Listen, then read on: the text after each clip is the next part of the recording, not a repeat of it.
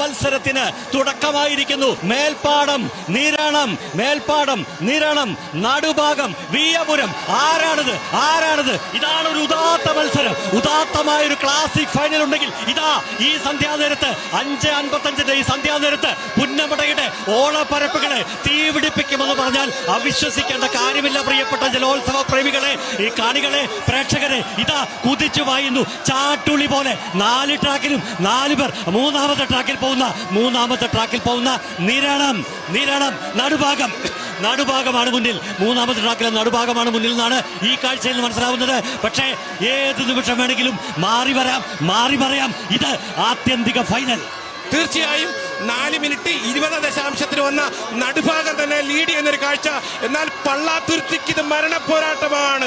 60 ദിവസങ്ങൾ കഠിന പരിശീലനത്തിൽ വന്ന പള്ളാത്തുരുത്തി മേൽപ്പാടം ചുണ്ടന്റെ ചിറകിലേറി ഈ നടുഭാഗത്തെ പിടിച്ചു കെട്ടുമോ, നിരണത്തെ പിടിച്ചു കെട്ടുമോ, അതോ ഈ 3 വള്ളങ്ങളെ പരാജയപ്പെടുത്തി വില്ലേജ് ബോട്ട് ക്ലബ് കൈനകരി ഏതാണ്ട് 35 വർഷങ്ങൾക്ക് ശേഷം നെഹ്റു ട്രോഫി 38 വർഷങ്ങൾക്ക് ശേഷം നേടുമോ എന്നറിയാൻ കാത്തിരിക്കുകയാണ് മേൽപ്പാടം. പള്ളാത്തുരുത്തി നമ്മുടെ ചെറുമുറിയിലേക്ക് വള്ളങ്ങൾ എത്തിയിട്ടില്ല. ചെറുമുറിക്ക് മുമ്പുള്ള ആ തോടിന്റെ പകുതി ഭാഗത്തുള്ള ആദ്യത്തെ ബഫർ തോടിലേക്ക് വരുമ്പോൾ മേൽപ്പാടമാണോ മുന്നിൽ? ഇല്ല, നടുഭാഗത്തിന് ചുണ്ട് അല്പം മുമ്പിലേക്ക്. അയ്യപ്പദാസേ, ഉറപ്പായും ഇതാ നോക്കുക, ചാട്ടുളി പോലെ കുതിച്ചു പാഞ്ഞു തുടങ്ങിയ 4 ചുണ്ടൻ വള്ളങ്ങൾ.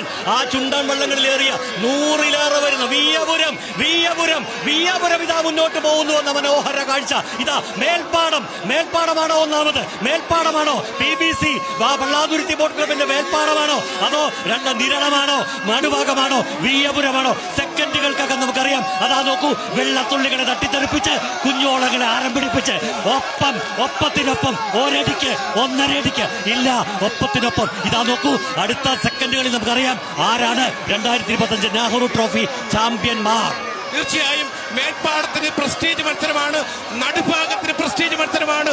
പത്തനംതിട്ട ജില്ലക്കാരുടെ നിരണമേ ഒന്നുണരുക. ഈ 3 വള്ളങ്ങളെ പരാജയപ്പെടുത്തി പത്തനംതിട്ട ജില്ലയിലേക്ക് നിനക്ക് കൊണ്ടുപോകണ്ടേ? ചെറുമുറിയിലേക്ക് വള്ളമെത്തുന്നു. അയ്യപ്പദാസേ, ഇനി 1.5 മിനിറ്റിനുള്ളിൽ ഈ മത്സരം അവസാനിക്കും. മേൽപ്പാടമാണോ പള്ളാത്തുരുത്തി? അലൽ അനേടൻ കോശി 3 വൈക്കലിന് ഹാട്രിക്, രാജു വടക്കത്തിന് ഹാട്രിക് തകർക്കപ്പെടുമോ? ഞാൻ ചോദിക്കട്ടെ, വിയ്യപുരമേ ആ കണക്കങ്ങ് തീർക്കാതെ മടങ്ങാനാകുമോ? ആ ഹൃദയത്തിലെ മുറിവങ്ങ് ഉണക്കാതെ മടങ്ങാനാകുമോ? വിയ്യപുരമേ, കുതിച്ചു വായു. നിങ്ങളുടെ കരങ്ങൾക്കുള്ളിൽ ഒരു കപ്പിത നിമിഷങ്ങൾക്കകം കിട്ടിയേക്കാം. അതുകൊണ്ട് വിയ്യപുരമേ, ചാമ്പ്യന്മാരാണ് നിങ്ങൾ. വിയ്യപുരമേ, നിങ്ങളും ഉണർന്നു മുന്നേറുക. നിരണം, മേൽപ്പാടം, നടുഭാഗം, വിയ്യപുരം. മേൽപ്പാടം തന്നെ അല്പം ലീഡിലേക്ക് കുതിക്കുന്ന കാഴ്ച. 1-2 തുടപ്പാടിന് മേൽപ്പാടം കുതിക്കുന്നു. 2, 3, 4 ട്രാക്കുകളിലെ 3 വള്ളങ്ങളും നിരണവും നടുഭാഗവും വിയ്യപുരവും ഒപ്പമെത്താനെന്ന് ശ്രമിക്കുന്നുണ്ട്. തെങ്ങോലകൾ പോലും നിശ്ചലമായിരിക്കുന്നു, കാറ്റടിക്കുന്നില്ല.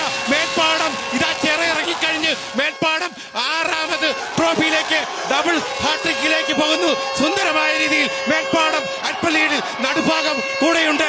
നിരണവും വിയ്യപുരവും ഒപ്പത്തിനൊപ്പമുണ്ട്. അയ്യപ്പദാസ, എന്താണ് ഈ മത്സരം? ഒന്നും പറയാൻ പറ്റില്ല. ഇതല്ലേ യഥാർത്ഥ ഫൈനൽ, ഇതല്ലേ ക്ലാസിക് ഫൈനൽ. ഉസൈൻ ബോൾട്ട് 10 സെക്കൻഡിൽ താഴെ 100 മീറ്റർ ഓടിയെത്തുമ്പോ തൊട്ടുപിന്നിൽ അതിശയകരം. ആരാണ് മുന്നിൽ? 4ാം ട്രാക്കിലെ വിയ്യപുരം. ഓ, എന്തൊരു മനോഹരമായ ഫൈനൽ. ഇതാ 4ാം ട്രാക്കിലെ വിയ്യപുരം കഴിഞ്ഞ വർഷത്തെ പരാജയത്തിന് കണക്ക് തീർത്തുകൊണ്ട് പള്ളാത്തുരുത്തിയെ അടിച്ചു പറിക്കാൻ പോകുന്നു. ഇതാ പള്ളാത്തുരുത്തി ഒപ്പമെത്താൻ ശ്രമിക്കുന്നു. വിയ്യപുരം ശ്രമിക്കുന്നു. പള്ളാത്തുരുത്തി നിരടത്തേക്കാൾ 3-4 ആളുകൾ ഫിനിഷ് ടച്ചിലേക്ക് ശ്രമം കൊടുക്കുന്നു. തുടരൂ. ഒന്നും പറയാൻ പറ്റില്ല. മേൽപ്പാടവും നിരണവും നടുഭാഗവും വിയ്യപുരവും. ഇതെന്തൊരു മത്സരം!